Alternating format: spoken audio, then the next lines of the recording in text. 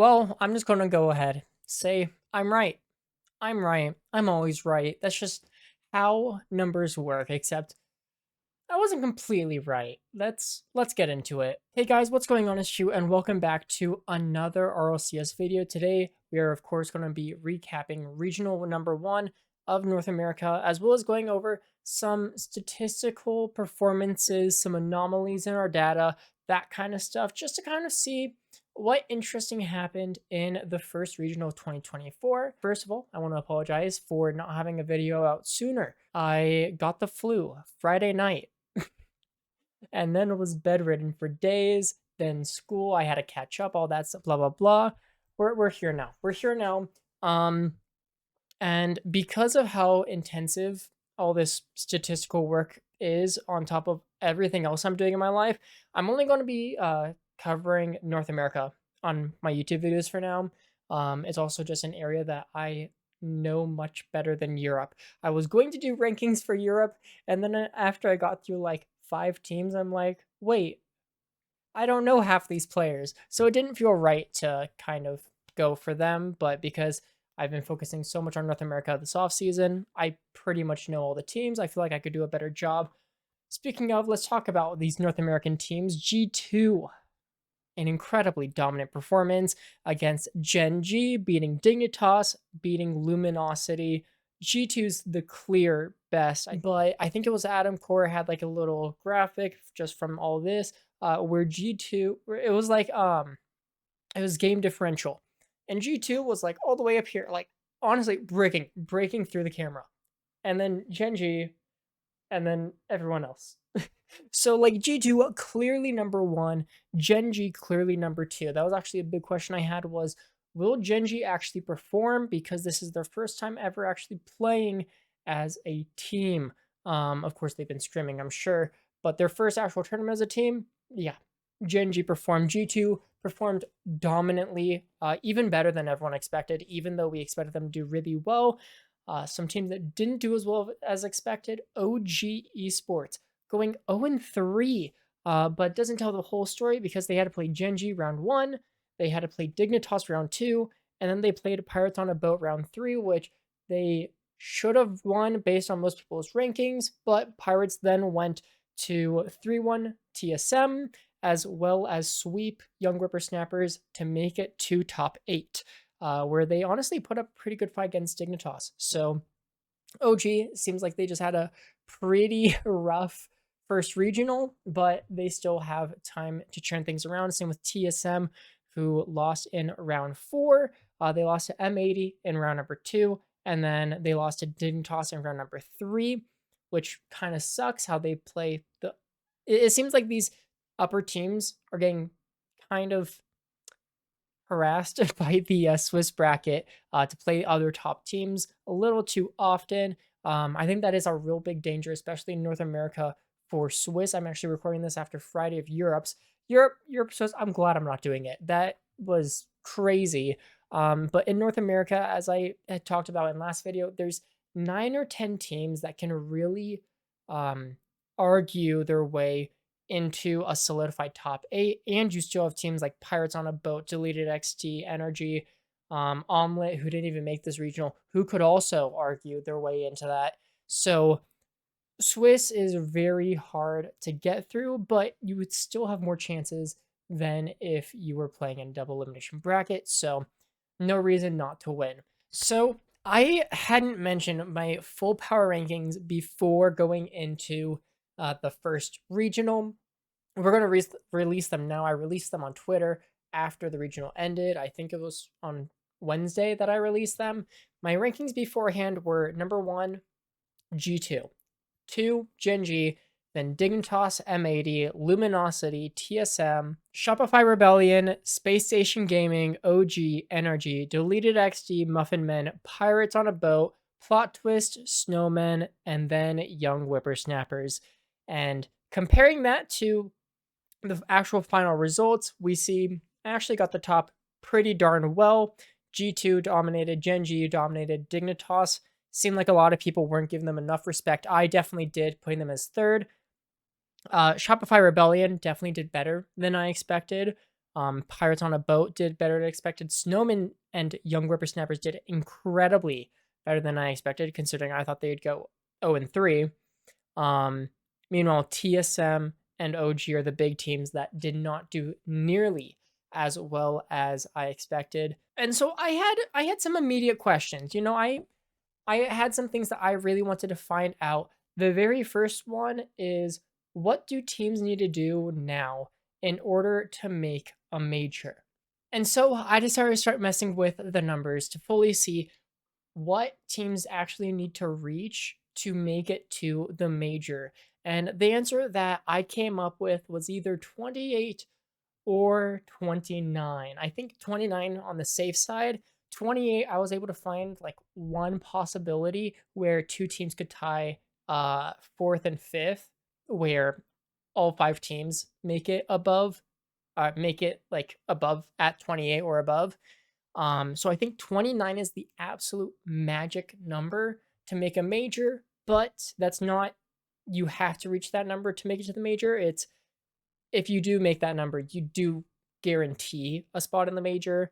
But I'm sure that there's going to be at least one or two teams that get below that number, making it to the major every single major. And so if we were just tossing out this stuff, how if we just got the same result 3 times in a row, Dignitas and Shopify Rebellion, 27 would still make it in. And so what does that actually mean for some of these teams, which is going to be, what do these teams actually need to do to make it to that number? G2, all they have to do is make it to one more final, so one more top 2 finish, or 2 top 8s. Gen G needs to win a final or 2 top 8s. Dignitas and Shopify Rebellion have to either win and make top 16 in their third one, or get top 2 and then top 4. So, if they win, then if either one of them wins the next one, pretty easy to make it in. Otherwise, they're going to have to really fight for stuff.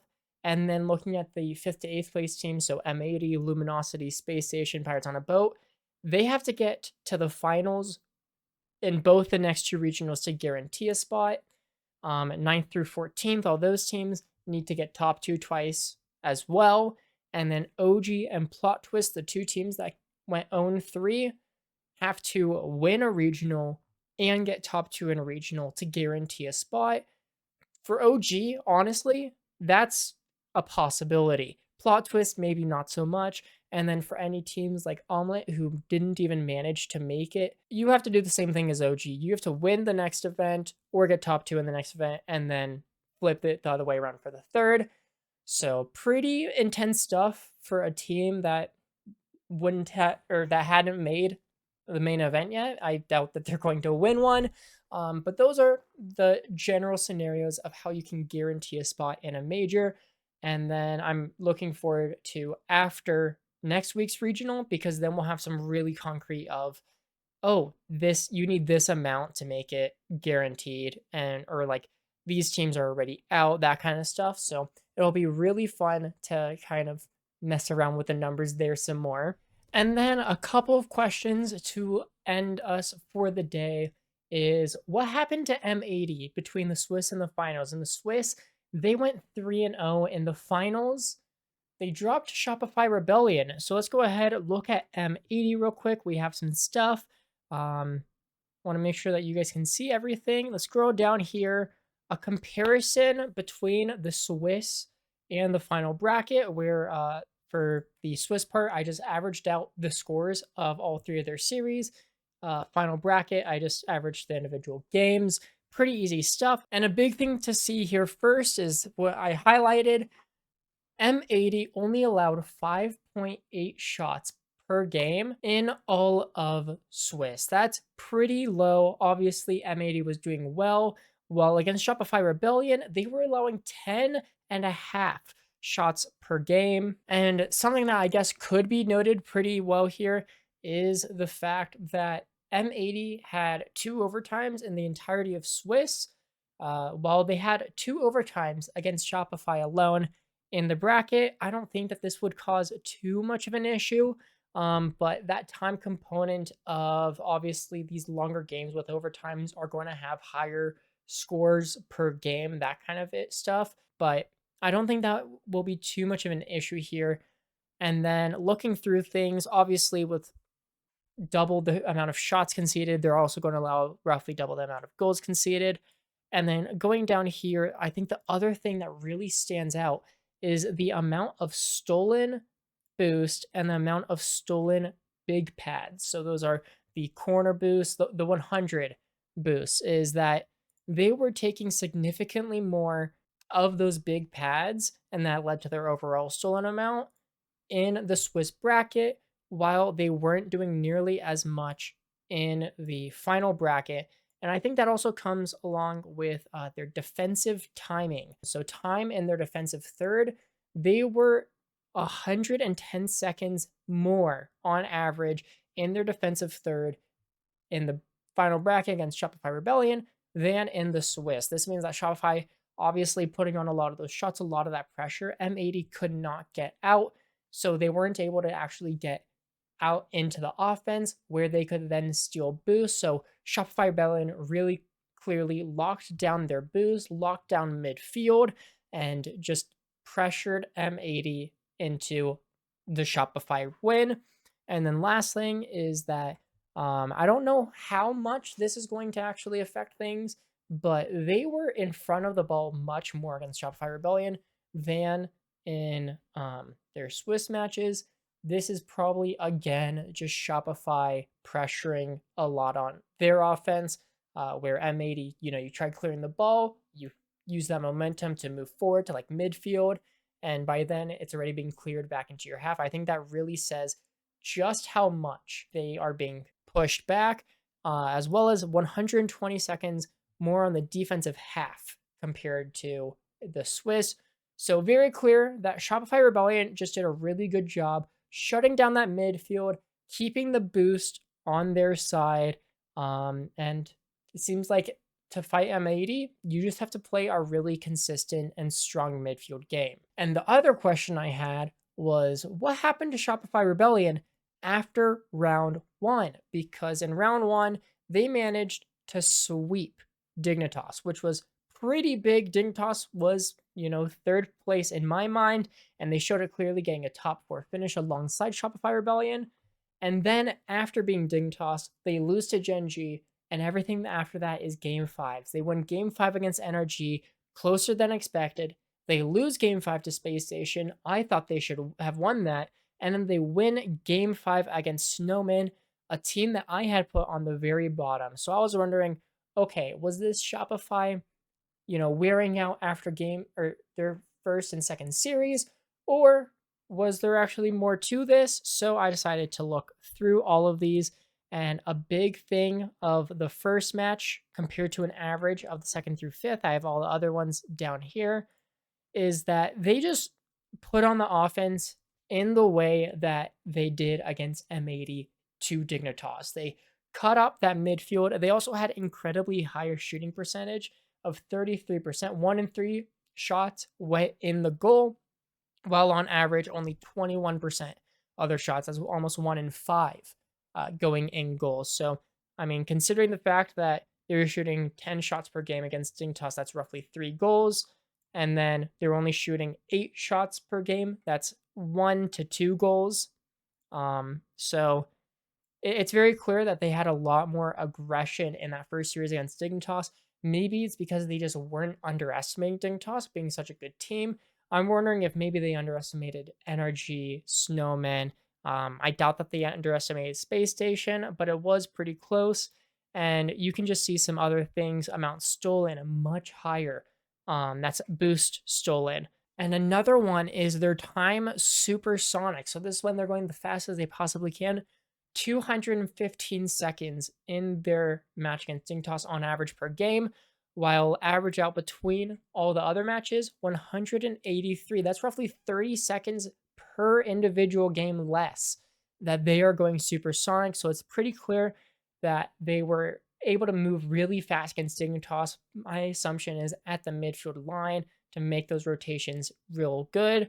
while other teams did a better job of getting it past that midfield. And interestingly enough, actually, time spent in their defensive half went down by well over 100 between Dignitas and the rest of everything. There was a 3-minute overtime against Dignitas, so I'm sure that if we go up here, yeah, that had a pretty substantial, but it's still looking around 800 really for that. So that's well over 100 seconds extra in defensive fouls against Dignitas. So maybe it wasn't even as much midfield as they had one person going all the way back for boost, but then he was always ready to follow up a midfield. So they would have a pretty wide rotation, but it was evenly spaced enough to where they were doing a pretty good job. And then demos didn't really seem like anything too big. So for Shopify, it seemed like they just have a very set rotational play of going back for boost, getting the full boost that they need, and moving to the midfield to intercept a clear, and just constantly cutting back and forth. I think this is a pretty standard North American rotational playstyle. I'm trying to remember. I think it's Waiton who was able to notice this playstyle differently from EU, where it definitely does feel like just go all the way back, cut forward, and keep barraging the opponent's net. So that seems to be Shopify's playstyle, but if you can get it past that second man that is at midfield, seems like Shopify then start to crumble a little bit. And so guys, that is all of the time that we have for today. There are a couple more things I want to look at, but I need some more time. Sadly, getting sick put me behind just a little bit. So something that I'm going to try and do as an individual video